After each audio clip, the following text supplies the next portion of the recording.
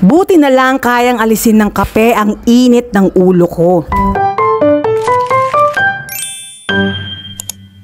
Nagpunta nga kami dito sa may barangay Minuyan proper, City of San Jose del Monte, Bulacan para nga sana makapanood ng Tanglawan Festival Street Dancing Competition. Hindi pa nga kami nakakarating sa venue, ito namang anak ko ay nagutom na agad. Kabababa pa nga lang namin ng jeep, Diyos ko, nag-request na agad ng makakain. Buong akala ko talaga ay tuloy ang street dancing, gawa ng napakaganda na nga ng panahon. Ang pagkakamali ko, hindi ako nag-check ng mga announcements sa Facebook page nila na hindi na pala itutuloy ang performance sila sa street at sa loob na nga lang ng sports complex gaganapin. Sobrang excited pa naman sana ako mapanood yung performance nila sa street. Pagdating nga namin sa sports complex ay napakahaba ng pila. Plus, nag-a-announce sila na punong-puno na daw talaga ng tao sa loob. Hindi na kami makakapasok pa. So naman lang, naglagay lang din sila ng big screen sa labas, diba? So ayun na nga, umalis na lang kami. Habang pauwi nga, inadaanan namin itong Cafe Hanasa. Yung parang mga cafe on wheels. At dahil nga medyo bad trip ako, sabi ko sa anak ko, kumain at magkape muna tayo. Habang inaantay nga namin yung order naming kape ay may dumaan na nagtitinda ng ganito. Yung kamuting kahoy na parang puto tas may matamis na palaman sa gitna. Caramel macchiato nga at Spanish latte ang in-order namin. Madalas ko nga nakikita itong Cafe Hanasa sa may Rancho Bawang, sa may tapat ng Honda, at kapag may mga events nga ay minsan dumadayo sila. I-try nyo rin mga Jai kapag natsyempohan nyo sila. Very affordable din naman ang mga products nila. At bukod sa kape ay meron din naman sila mga fusion series. Habang nagkakape nga kami dito ay nakita namin yung mga umuuwi na rin. Yung mga nabigong hindi na rin nakapasok sa sports complex.